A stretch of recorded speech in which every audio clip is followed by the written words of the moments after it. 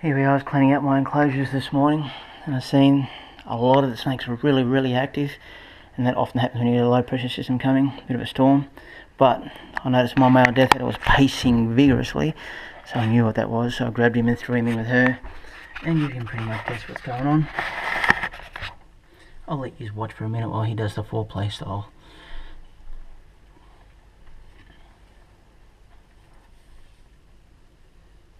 And see how he rubs up and down her, up and down her, up and down her. It's pretty much a universal thing in the animal world.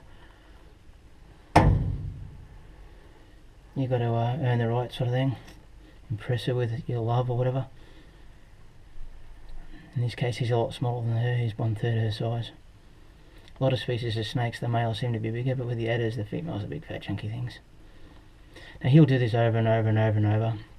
And when he works out which end is the bitey end and which end is the fun end, which he's doing right now, you'll see his tail. I don't know if you can see him, he'll push into her tail, and if she's receptive she'll lift her tail up as if to say, yeah, go hard, and then the mating will commence, and it will go for hours sometimes, or up to hours. But this business, what he's doing now, will probably go all day. Like at the moment she's basically just saying, oh, piss off, you bore me. You're gonna have to work a lot harder than this, mate, before I say yes.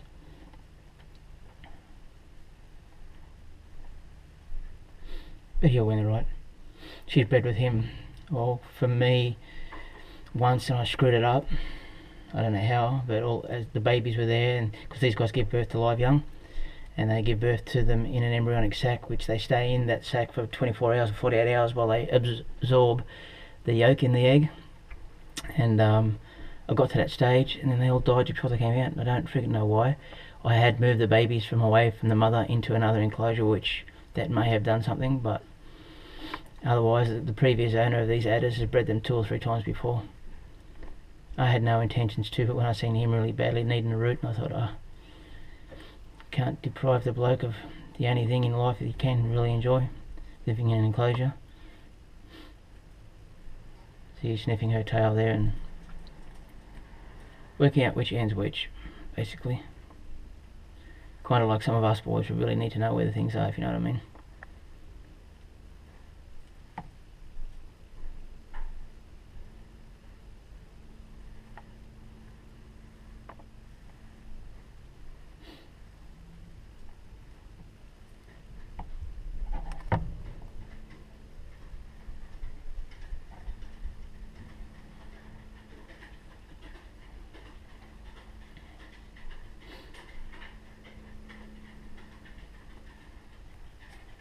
But anyway, I guess you guys get the gist. He's just going to go backwards and forwards, pretty much until she's happy or feels comfortable with him.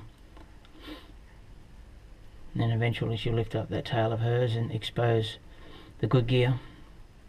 And that's basically the welcoming. And the rest will be history. The gestation period for death adders is huge. It's near 12 months or something like that.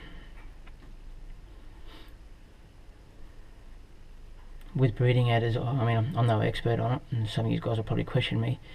It appears that they'll pretty much, when they're in captivity, breed all year round, but there's certain cues and things. Obviously every person's house is different with temperature and with the photo periods and whatnot, with the light, and I find the only way I know is when you see the male just pacing like hardcore, you know that he's ready, so it won't be too long till she's ready. But he's definitely keen now. Whether she is or not, it's another thing. And another deciding factor with the breeding of them is pretty much all reptiles need to have a cooling period in order to induce the females to ovulate and the males to produce sperm. And I find that some animals, some species of snakes really need a massive cooling off period, otherwise they'll bonk, but nothing will be produced. Like my womas this year, like I didn't cool them. They mated their backsides off, but nothing occurred. And you pretty much need to make sure that the male's got plenty of sperm, and if you don't cool them properly, it just doesn't seem to work. And in this case these guys weren't even cooled at all, so I'll be surprised if she, I mean, not I'll be surprised, I would not be surprised if she doesn't let him in. We'll see. There'll be a video of that if she does. I did the same video with my coastal taipans. Next thing you know, there's bloody eggs everywhere. So that happened. And see this, how he's escalating with his foreplay. That's really going to escalate soon. Like in an hour, he'll be going off like a friggin' an epileptic with bipolar, mate. He'll be going hard. See how he's starting to quiver and shit.